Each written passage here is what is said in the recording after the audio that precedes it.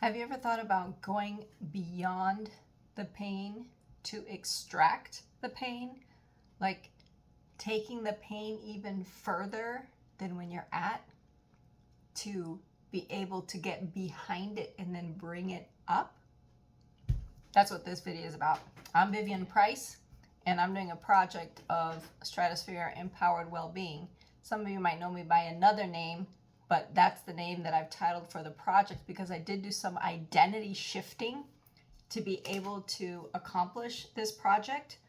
And it has helped me so much just to get in Vivian's frame of mind versus who I would be in, traditionally be going with my own mind. My life was going in a totally different path 10 years ago. And maybe kind of picking up a detour from somewhere around there, like who would bring this new stuff on. So my videos are unedited, unfiltered, and with no special effects. So prepare for that. And I'm here gonna have tea time, and I've just had a swirl of all this information going through my mind. I'm doing 3 things right now. So one is massage therapy. Then I'm doing my pole training, and I'm doing an entrepreneurship course in the community college here. And so many things overlap. There's so many layers. There's such a mixture of stuff going on. So I wanted to make a video for my massage therapy clients, explaining to them the new technique that I learned in a workshop. And briefly, the technique is what I'm going to talk about. So you move into the resistance of the muscular tension, hold for 20 seconds to 45 seconds. Then you have a spontaneous muscle release where the muscle realizes that you are not fighting it. Actually, the nervous system realizes that you're not fighting it. And the bone it's attached to, and the nervous system that goes through in the bone, registers the safety information and then releases the muscle. And it's just fascinating, amazing technique. I've proven it on myself. I've had it done to myself, and how interesting that even the body knows that going into it, saying, okay, I know this is what you want. It's the wrong direction. It's counterintuitive. We're like, but the tension is here. Let's stretch it out. Let's go. Let's elongate. No, but yes, this is necessary. But I think that first bringing it in and giving it that safety, it might not work. It might not respond, and it might take several attempts, but it is the right initiative to begin with, and then releasing out from there. So I combine this to thinking in entrepreneurship and marketing, and listening to some of my favorite speakers like Dan Locke, who speaks about their buying emotion, like what is the emotion? I was thinking, okay, so if I'm going into emotion, we're resolving someone's pain. It's not a technical problem. They are buying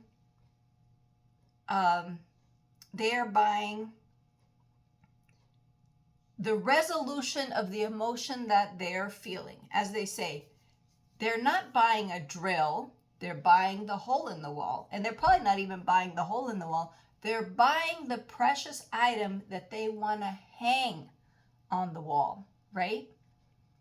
I'll just put it there. My camera is kind of fancy, and I don't know. It's like telling me stuff, and I'm like, what does that mean? I don't know. It says tap the face. I'm like, okay.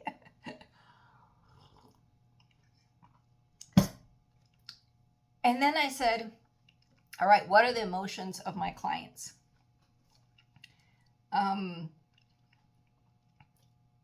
What is the emotion that what's the need that I'm solving? Because the need is what's causing them that emotion, right?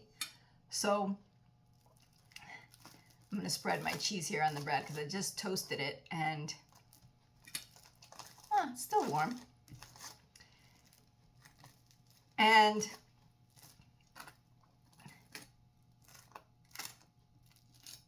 if their need is met exactly where the need is at, then maybe you might have a sale, right? It's like it's going to like the person. It's like it's borderline. It's borderline because it's meeting them right where they're at. A sale could occur, but if you give them even more and beyond what their needs, it's a sure deal. They're like, this is my greatest fear. My greatest fear was here, and they have even gone beyond of the fear. So I was thinking how this happened in therapy. I have a perfect example. I was being asked to honor a person, and I was doing my tapping and repeating and doing the whole thing, right? And I did like 3 rounds of this, and I'm like, you know what, Ruth? I said, it's not going in. Normally I can feel the shift, but I said, it's not happening. I'm fighting it in my mind as you say it, right? And she's like, I get it, okay. And I said, you know what? We're just going to waste time and my money just me pretending that I'm actually shifting or believing what we're saying. And I said, I am not honoring this person. Let's use the example of forgiveness for a moment, because the honoring one was really complex and you'd have to know the detail of the story to do the reversal of it. So for this example, let's say I was not being able to forgive someone. I was still holding them account. I was still like, and and she was doing like, and I release them and forgive them and let them go. And I was like, no, it's not happening, right? And so she just sat there and she looked at me for a bit, and then she's like, let's go with this, she said. I am not going to forgive this person. So I started, right? And I was like, that's a new take. That's exactly what I told her. And I'm like, I am not going to forgive this person. This person is unforgivable. There is no way this person could be forgiven. Forgiveness is not an option for this person. Nobody could forgive this person. This person is the king of the unforgivable. This is so unforgivable. There is no way in my life that I go like, we went through this. Like, my mind couldn't go into forgiveness.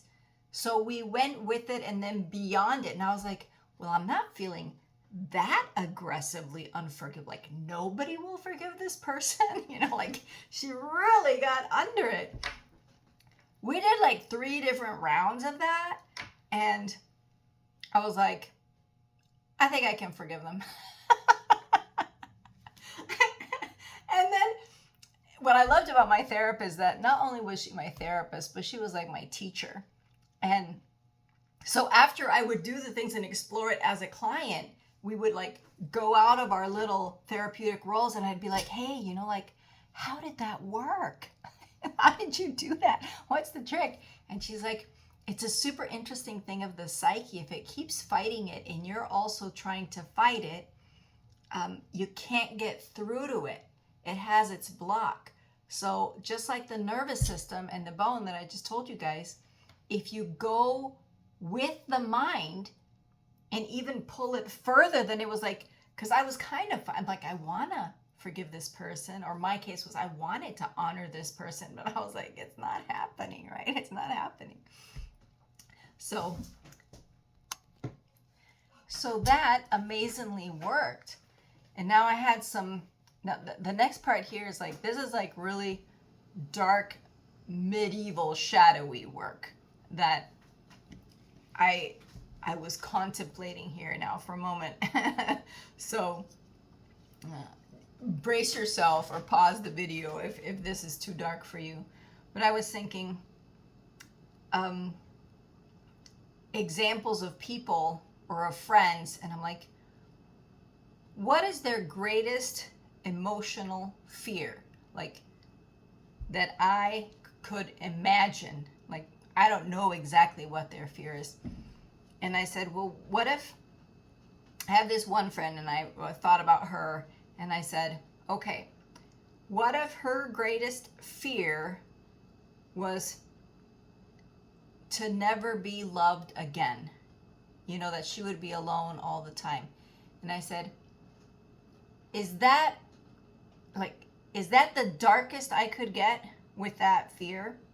And I kept thinking about it, and then I said, oh no, there's something darker than never being loved again. Thinking that you're not worthy of ever being loved again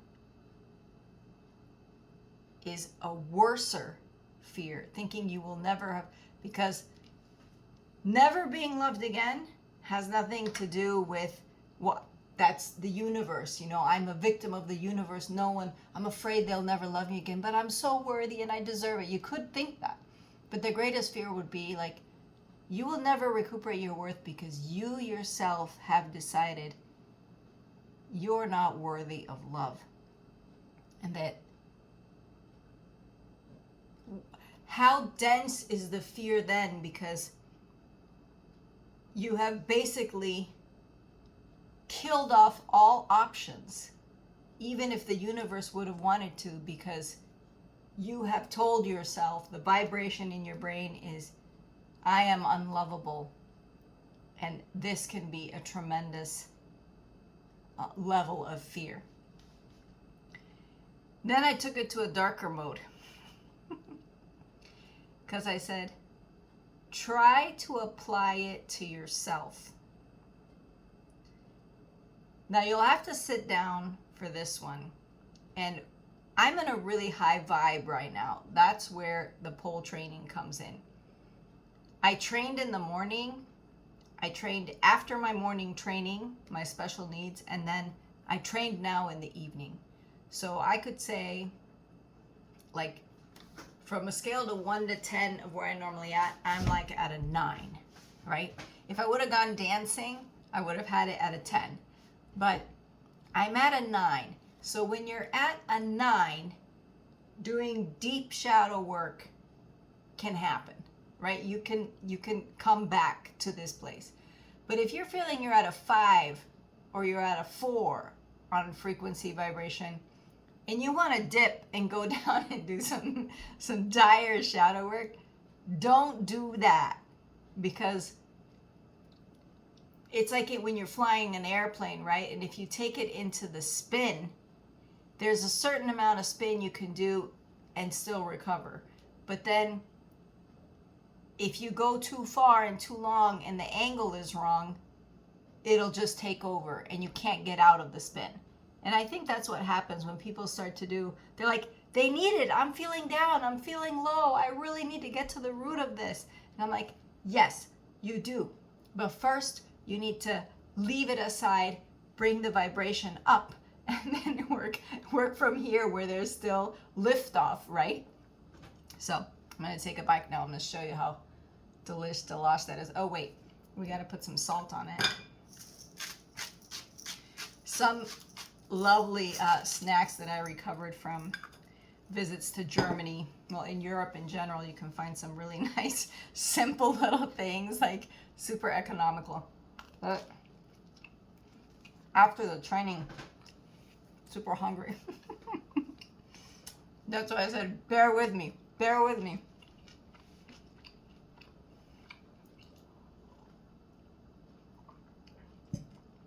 So, when I started considering this,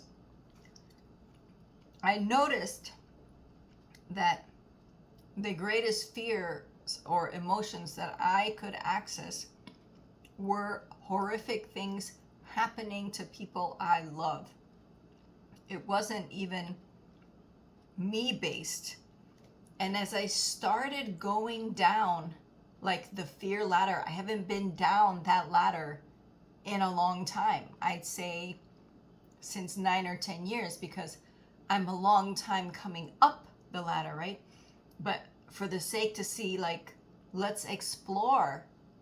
If I was going to ask other people to explore this, you know, how dense is this?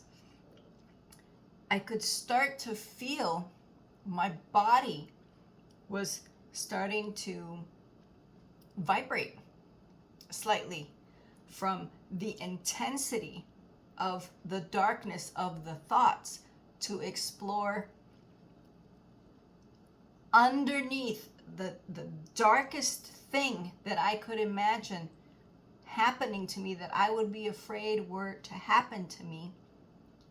Because if I know this is my highest level of vulnerability if someone offers me that.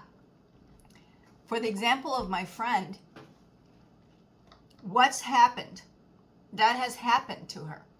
She's at her greatest fear of, I will not be able to value myself ever again, to be alone and be loved. And this level of vulnerability has left that height of, so what do they sell her? What do they market her? These men come along and offer and present to her in the moment what seems like the salvation of that fear. So it's an immediate sale. It's an immediate, they're not even, they're not paying money or anything, but it's an immediate, there you can notice, is this person, this story, this tale tapping into my greatest fear? And that is why I'm so eager to believe, or I'm so eager to invest, I'm so eager to indulge. And it just gave me great insight to be like, that's fine, because imagine that were actually the solution. But then it gives you like better control of knowing, I know I have this, I know I'm afraid of this, and that is why my behavior might be altered or irrational. Like, people out of your box of life might be looking at you interact with the salvation of your fear and be like, what the heck is she doing? Like, we've been down this road before, right? I'll come back over here where my camera says the focus is over here. Oh my gosh, so funny. Let's take another bite.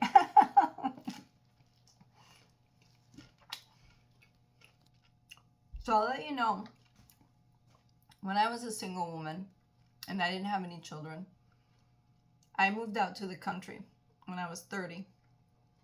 And I lived in the land that's indigenous in Bolivia.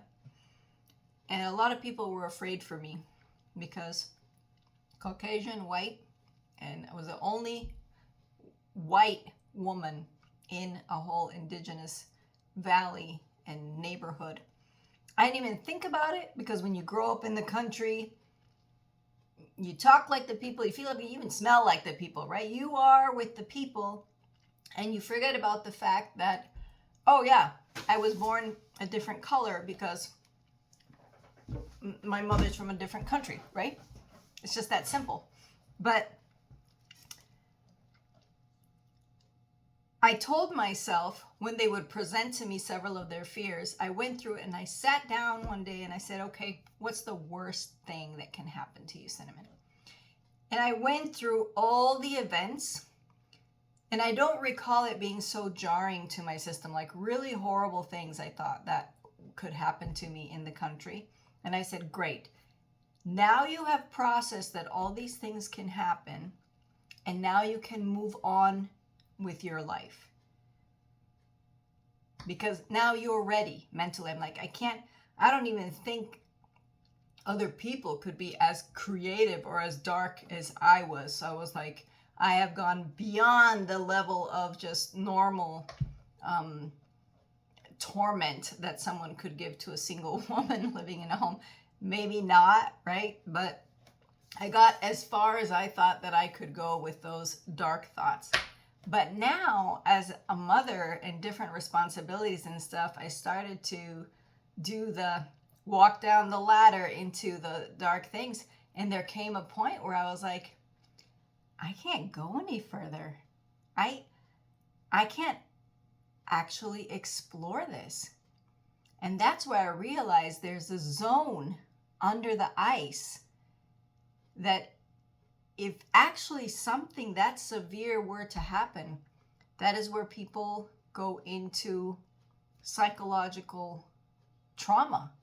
When something they could actually not believe or process occurs to them, then the mind cannot assimilate that.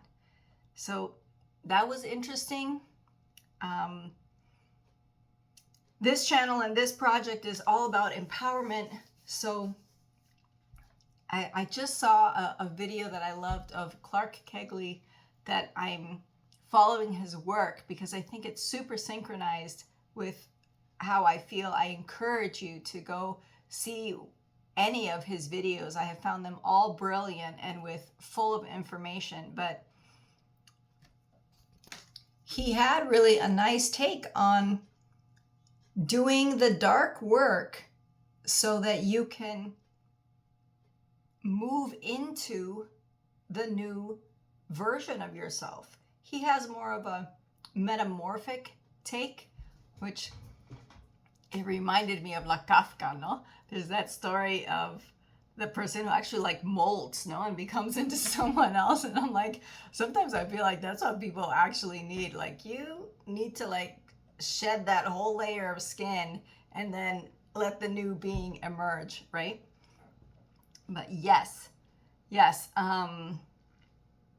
I definitely believe that there is something going down deeper, and it was just interesting for me to explore that. So any of this, I don't know what the meaning of all of this is. I am processing here with you, but I loved exploring, going further to bring it out, trying to go further, and then I realized I couldn't go further. Like the body physically wouldn't allow that vibration, that thought to be processed. It stopped me. And yeah, I'm just bringing it, just trying to bring it up. I want us to live fully, right, and feel good. So since I'm going in that direction, I figured if anything of that down stuff there happens, I will deal with that when it does, and someone will come and rescue me if that ever does occur. All right, blessings everyone. Thank you for watching. Have a good night.